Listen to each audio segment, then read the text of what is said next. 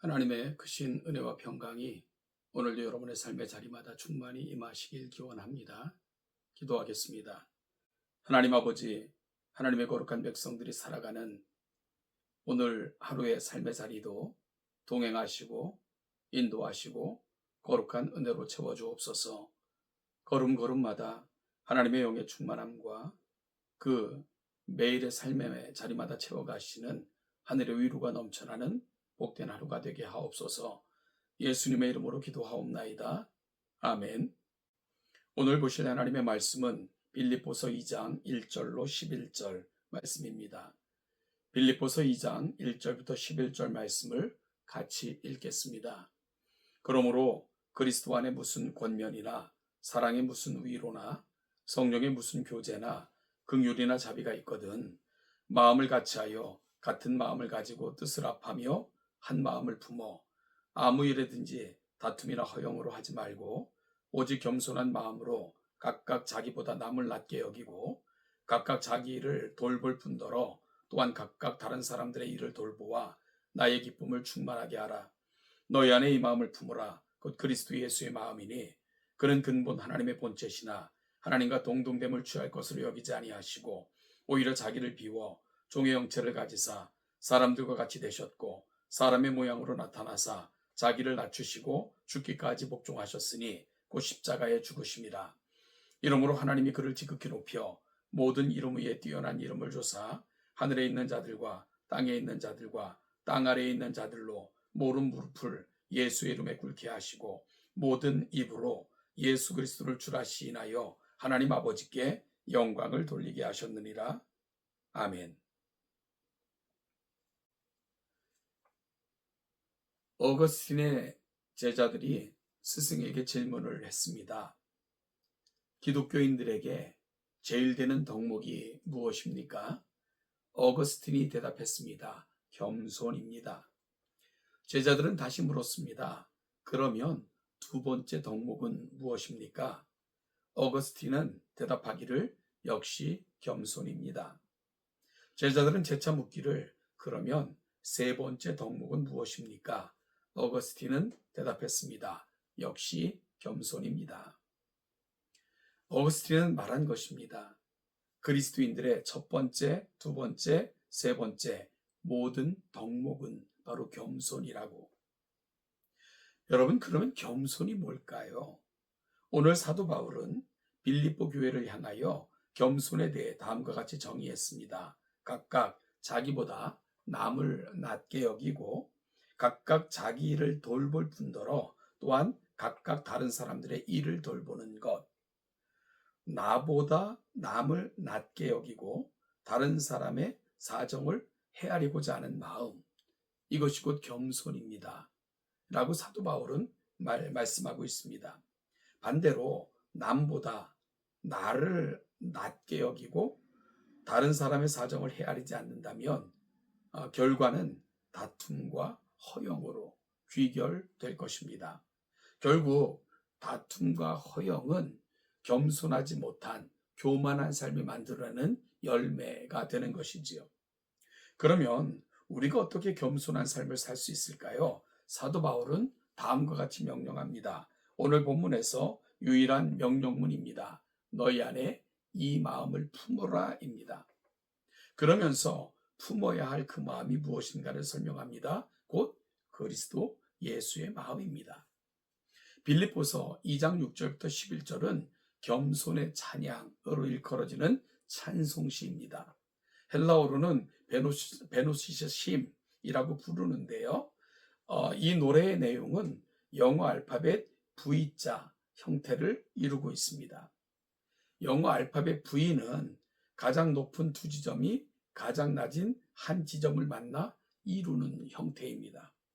그리고 V는 빅토리 즉 승리의 이니셜로도 사용이 됩니다.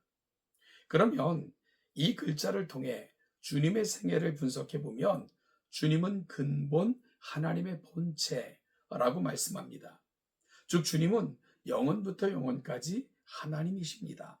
그런데 그 하나님께서 하나님과 동등됨을 취할 것으로 여기지 않으시고 오히려 자기를 비어 종의 형체를 가지사 사람들과 같이 되셨습니다. 그리고 죽기까지 복종하셔서 십자가에 못 박혀 죽으셨습니다.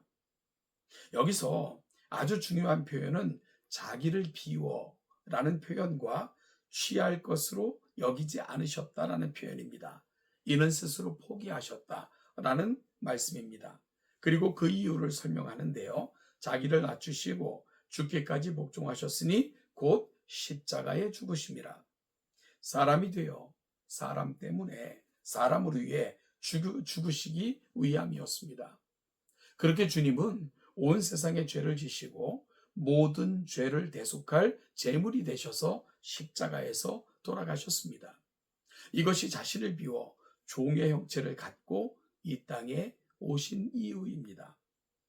여러분, 가장 높으신 분이 가장 낮아지신 것입니다. 그러자 하나님께서 그를 지극히 높여, 즉 가장 높여 모든 이름 위에 뛰어난 이름을 주사 하늘에 있는 자들과 땅에 있는 자들과 땅 아래에 있는 자들로 모든 무릎을 예수의 이름에 꿇게 하시고 모든 입으로 예수 그리스도를 주라 시인하여 하나님 아버지께 영광을 돌리게 하셨습니다. 아버지 하나님께서는 자신보다 아들을 더 높이셨습니다. 심지어 아들의 이름으로 오지 않는 자는 자신과 상관없다 하시고 세상의 모든 무릎을 예수의 이름에 꿇게 하셨습니다. 이로 인하여 모든 입으로 예수를 그리스도라 시인하여 하나님 아버지께 영광을 돌리게 하셨습니다. 이것이 우리에게 보여주신 하나님의 일하심입니다. 아들은 아버지의 뜻대로 겸손하게 순종하셔서 이 땅에 오셔서 십자가에 못 박혀 죽으심으로 세상을 구원하셨고, 아버지는 그 아들을 지극히 높여 온 세상에 가장 위대하고 뛰어난 이름이 되게 하셨습니다. 이것이 성부와 성자가 하나가 되신 방법이고 세상에 그 영광을 보여주시고 선포하신 방법입니다. 그리고 성령 하나님께서는 이 일을 우리의 일이 되게 하사 그 아버지와 아들의 거룩함으로 인하여 일하심으로 말미암아 우리를 그 안에 거하는 하나님의 자녀의 자리로 인도하신 것입니다. 사도 바울은 교회가 아름답고 영광스러운 공동체가 되는 방법으로 바로 이 방식을 소개하고 있습니다. 그래서 1절에서 그러므로 그리스도 안에 무슨 권면이나 사랑의 무슨 위로나 성령의 무슨 교제나 긍휼이나 자비가 있거든 마음을 같이하여 같은 사랑을 가지고 뜻을 합하며 한 마음을 품어 아무 일에든지 다툼이나 허영으로 하지 말고 오직 겸손한 마음으로 각각 자기보다 남을 낮게 여기고 각각 자기 일을 돌볼 뿐더러 또한 각각 다른 사람들의 일을 돌보아 나의 기쁨을 충만하게 하라 라고 권면하고 있습니다. 그러면서 구체적으로 예수께서 보여주신 그 모범을 예로 든 것입니다. 사랑하는 동천교회 성도 여러분, 사도 바울이 도전해요. 그리스도 안에 무슨 권면이나 사랑의 무슨 의로나 성령의 무슨 교제나 긍휼이나 자비가 있거든. 여기서 if라는 전치사가 사용이 되는데요. 만약에 혹시라도 그 정도 아주 작은 그런 것이라도 경험한 그런 성도들이라면 빌립보 교회가 이 사도 바울이 보여준 모범을 줬고 교훈을 받아 삶의 자리에 이른 것처럼 예수 그리스도께서 보여주신 그 풍성한 긍휼과 은혜 안에 거하여 서로에게 이 모습을 나타내 보여주어야 되지 않겠는가라는 도전을 하면서 그 도전으로 예수 그리스도의 예를 들고 있는 것입니다. 사랑하는 동천교회 성도 여러분, 우리도 바로 예수 그리스도의 은혜와 사랑을 받은 성도라면 마땅히 그분이 보여주신 모델과 그분이 하신 말씀을 붙들고 살아감으로 하나님의 충만함을 세상에 보여주는 것, 이것이 당연하지 않겠느냐라고 저와 여러분들에게도 역시 도전하고 있는 거죠. 오늘 나는 그리스도 안에서 내가 받은 그 은혜의 풍성함으로 나보다 남을 낮게 여기고 다른 사람을 헤아리는 그 헤아림으로 서로 안의 기쁨을 충만하게 하고 있는가를 그렇게 돌아볼 수 있는 귀한 이 아침이 될 수 있기를 간절히 소망합니다. 겸손이 사라지면, 그리스도의 마음이 사라지면 그곳에는 다툼과 허영만 남아 상처로 얼룩진 자리로 나아갈 것입니다. 그럴 때 교회는 그 영광을 상실하게 될 것입니다. 서로의 기쁨을 충만하게 하고 그리스도의 기쁨을 충만하게 하는 복된 교회, 바로 예수님을 가슴에 담고 예수님을 묵상함으로 그분이 우리에게 무엇을 말씀하시는가를 깊이 헤아려 모델로 삼고 살아감으로 이 일을 이루어가는 우리 동천교회가 될 수 있기를 예수님의 이름으로 축복합니다. 아멘.